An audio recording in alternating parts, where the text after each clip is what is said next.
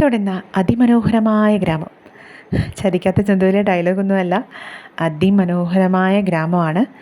ശരിക്കും പറഞ്ഞു കഴിഞ്ഞാൽ ആ ഗ്രാമത്തിൻ്റെ യഥാർത്ഥ സൗന്ദര്യം, തണ്ണിത്തോടിൻ്റെ യഥാർത്ഥ സൗന്ദര്യം ഈ അടവി ഇക്കോ ടൂറിസം പോലുള്ള പദ്ധതികൾക്ക് ഉപയോഗിച്ചിട്ടുണ്ടോ എന്ന് ചോദിച്ചു കഴിഞ്ഞാൽ ഇല്ല. നമുക്ക് ഇനി എത്തപ്പെടാത്തതായിട്ടുള്ള ഒരുപാട് മനോഹരമായ കാഴ്ചകളുണ്ട്. അപ്പോൾ ഞാൻ ഈ അടവി ഇക്കോ ടൂറിസത്തിൽ വരുമ്പോൾ ഇവിടുത്തെ കൊട്ടവഞ്ചിയിൽ വന്നിട്ടുണ്ടെങ്കിൽ പോലും കൊട്ടവഞ്ചി സവാരിയൊന്നും ഇതുവരെയും ചെയ്തിട്ടില്ല കേട്ടോ. നമ്മുടെ വീടിൻ്റെ അവിടെ നിന്ന് കുറച്ച് വന്നാൽ മതി. എനിക്ക് ഏറ്റവും കൂടുതൽ ഇഷ്ടം എന്താണെന്ന് വെച്ച് കഴിഞ്ഞാൽ ഇവിടുത്തെ കാഴ്ചകൾ കണ്ട് നിൽക്കാനാണ് കേട്ടോ. അതായത് ഒരുപാട് മഴ പെയ്യാതെ, അതായത് മഴ ഒരുപാട് പെയ്ത് കഴിഞ്ഞാൽ വെള്ളം നല്ല കുത്തൊഴുകി പോകും. നമുക്കതിൽ വലിയ കാഴ്ച എന്ന് പറയാൻ പറ്റില്ല, കാരണം അതിലെപ്പോഴും ഒരു റിസ്ക് ഉണ്ടാവും.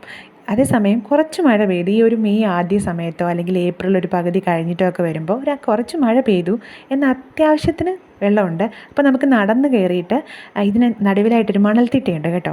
മണൽത്തിട്ട എന്ന് പറയുമ്പോൾ കല്ലാറായതുകൊണ്ട് നല്ല ഉരുളൻ കല്ലുകളായിരിക്കും, നല്ല ഉറപ്പുണ്ടാവും. അവിടെ പോയി നിന്നിട്ട് ആ കാഴ്ചകൾ കാണാനായി ചുറ്റും നിന്ന് നമുക്ക് 4 സൈഡിലേക്ക് ഇങ്ങനെ നോക്കാനായിട്ട് നല്ല ഭംഗിയാണ് കേട്ടോ. ഒരുപാട് വള്ളിപ്പടർപ്പുകളും മരങ്ങളും.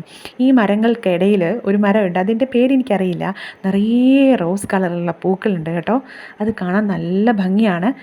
ശരിക്കും അവിടെ ഉള്ളവർക്ക് ഇതിപ്പോൾ ഒരു കാഴ്ചയാവില്ല, അല്ല അവരെന്നും ഇത് കാണുന്നൊരു കാര്യമാണ്. അതേസമയം ദൂരെ നിന്ന് വരുന്ന ആൾക്കാർക്ക്, മനസ്സിന് കുറച്ച് സമാധാനവും സന്തോഷമൊക്കെ ആഗ്രഹിക്കുന്നവർക്ക് ഇത് അതിമനോഹരമായൊരു കാഴ്ചയാണ്. ശരി, എന്താണെന്ന് വെച്ച് കഴിഞ്ഞാൽ പ്രകൃതിയുടെ ഒരു വശ്യ സൗന്ദര്യം എന്ന് പറയുന്നത് അവിടെ നമ്മൾ ചെന്ന് നിൽക്കുമ്പോൾ നമുക്കത് ആസ്വദിക്കാൻ പറ്റും. നമ്മുടെ മനസ്സിന് ആ ഒരു ദിവസം മൊത്തം നല്ല ഹാപ്പിനെസ് ആയിരിക്കും. അപ്പോൾ ഇത് നിറയെ ചിത്രശലഭം ഉണ്ടായിരുന്നു കേട്ടോ. കുഞ്ഞവിടെ പോയിരുന്ന് അവന് സത്യം പറഞ്ഞാൽ അവൻ ഒരുപാട് എൻജോയ് ചെയ്തു, ഓടി നടക്കുമായിരുന്നു, നിറയെ വെള്ളത്തിലൊക്കെ കളിച്ചു. അത് വന്നിങ്ങനെ നമ്മുടെ അടുക്ക് വന്നിങ്ങനെ പറ്റിയിരിക്കും. അവനിങ്ങനെ കൈവച്ചിട്ടൊക്കെ കാണിച്ചപ്പോൾ അതിങ്ങനെ പറന്നുപോയി. പിന്നെ എന്താണെന്ന് വെച്ച് കഴിഞ്ഞാൽ അവിടെ ഇരിക്കാൻ കൊട്ടവഞ്ചി തന്നെ കമഴ്ത്തി വെച്ചിട്ടുള്ള കുറേ ഇരിപ്പിടങ്ങളുണ്ട്. അപ്പോൾ അവിടെയൊക്കെ പോയി ഇരിക്കാനും നമ്മൾ ശരിക്കും പ്രകൃതിയോട് ചേർന്ന് നിൽക്കുന്നത് പോലെ തോന്നും. അങ്ങനെ കുറേ സമയം അവിടെയൊക്കെ പോയി ഇരുന്നു. പിന്നെ ഊഞ്ഞാലിട്ടിട്ടുണ്ട്, അപ്പോൾ ഊഞ്ഞാലിലൊക്കെ കുറേ ആടി. ഞാനും ആടിയായിരുന്നു, പക്ഷേ കാണിക്കാൻ നിവർത്തിയില്ല.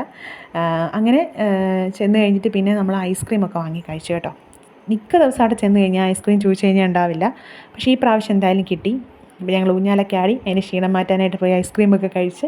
പിന്നെ ഒരു ഗാർഡൻ ഏരിയ ഉണ്ട്, അപ്പോൾ അവിടെ പോയിട്ട് കുറേ സമയം അതുവഴി ഓടിയൊക്കെ നടന്നു.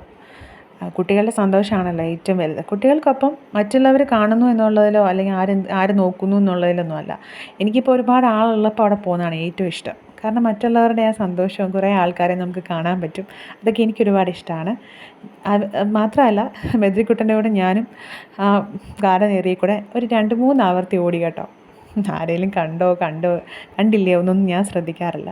അത് നമ്മുടെ ഒരു സന്തോഷം. അപ്പോൾ ഇങ്ങനെയുള്ള യാത്രകളൊക്കെ കഴിവതും നിങ്ങളും ചെയ്യുക. ഒരുപാട് ദൂരത്തിലേക്ക് പോകുന്നതല്ല, മറ്റുള്ള ഇഷ്ടമുള്ള ആൾക്കാരോടൊപ്പം വന്ന് ഉള്ള ആ യാത്രകൾക്കാണ് ഏറ്റവും ഭംഗിയുള്ളത്. അപ്പം എൻ്റെ വ്ലോഗുകളൊക്കെ കാണുന്നുണ്ടെന്നറിയാം. ഇഷ്ടമായാൽ തീർച്ചയായിട്ടും സബ്സ്ക്രൈബ് ചെയ്യുക, സപ്പോർട്ട് ചെയ്യുക, നിങ്ങളുടെ അഭിപ്രായങ്ങളൊക്കെ രേഖപ്പെടുത്തുക കേട്ടോ.